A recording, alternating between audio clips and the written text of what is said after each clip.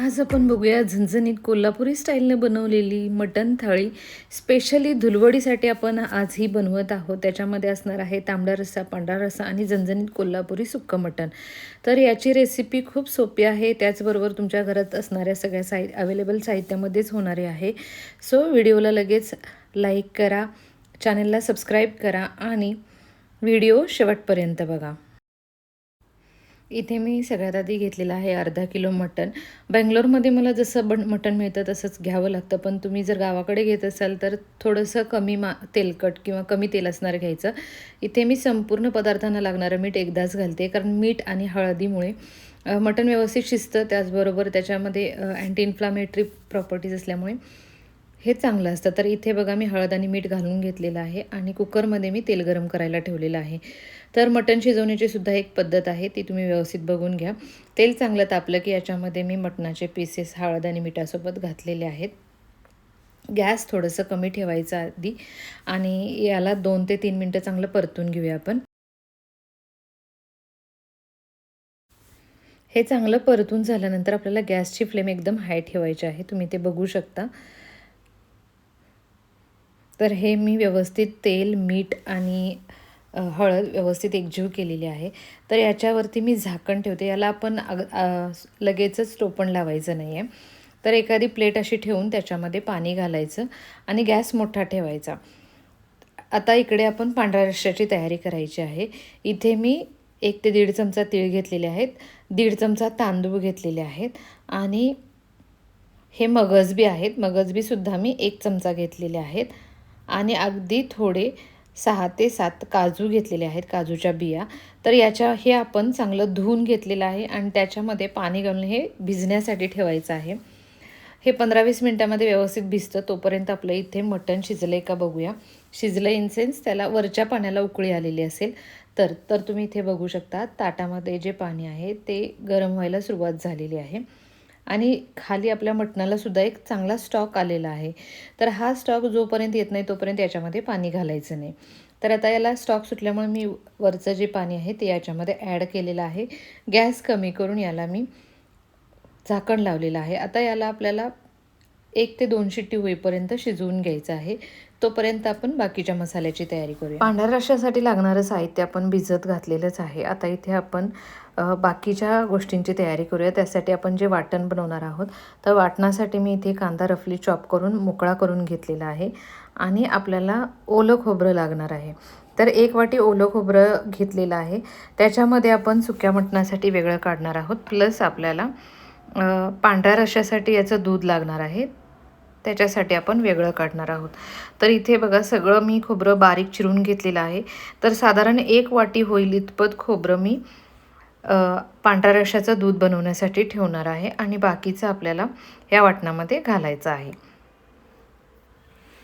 तर हे जे आहे हे मी साईडला काढून ठेवते आणि हे आपण चांगलं भाजून घेणार आहोत.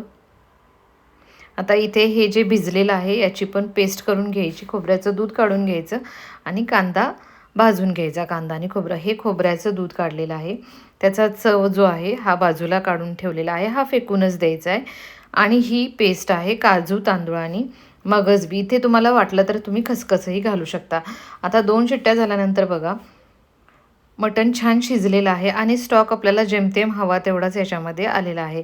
जर तुम्ही तेलामध्ये मटण नाही शिजवलं पाणी न घालता तर याचा स्टॉक व्यवस्थित येत नाही.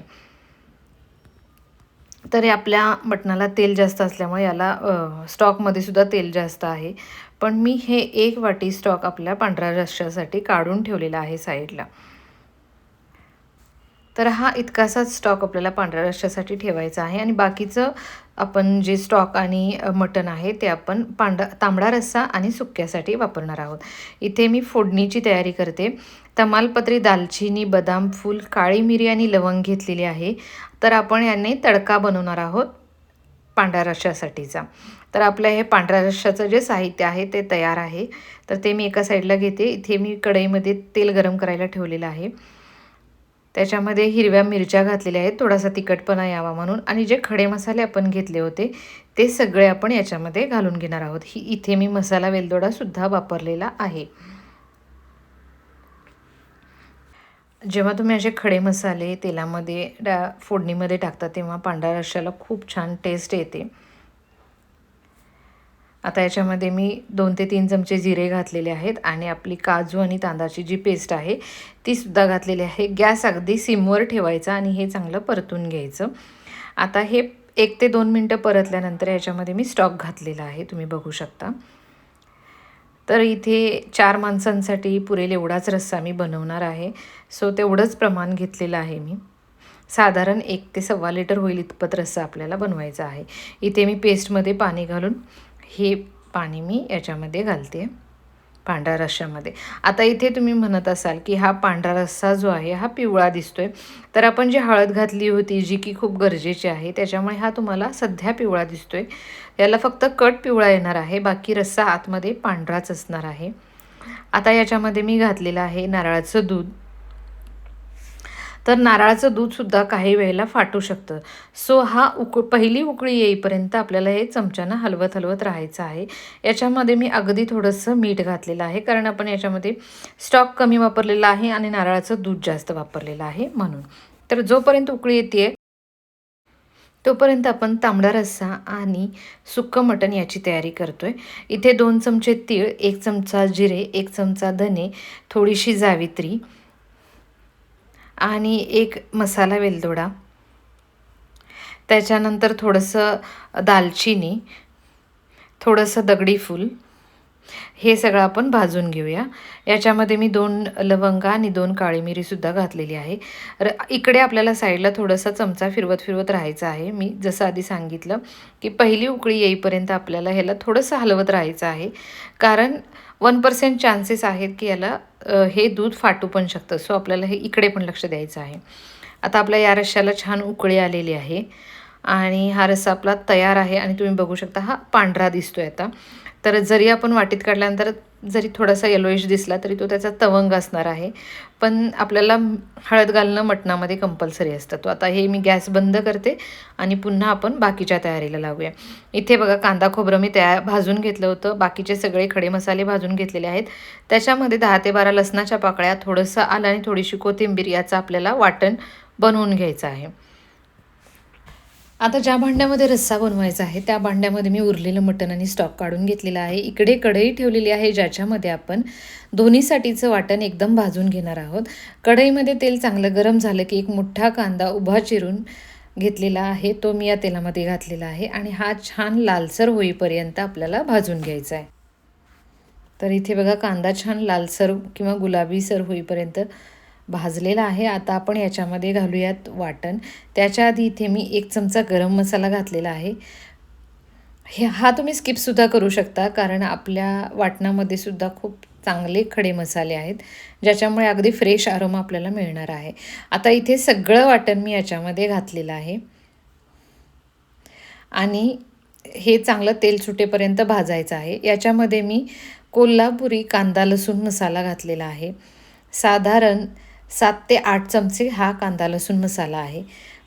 हा इतका जास्त मसाला घालण्याचं कारण की आपण हे वाटण रस्सा आणि सुक्कं दोन्हीसाठी बनवलेलं आहे. तर याला आपण चांगलं तेल सुटेपर्यंत भाजूया. आता इथे बघा तेल चांगलं सुटलेलं आहे. आता याला मी पुन्हा थोडासा रस्सा घालून पुन्हा थोडंसं शिजवून घेणार आहे.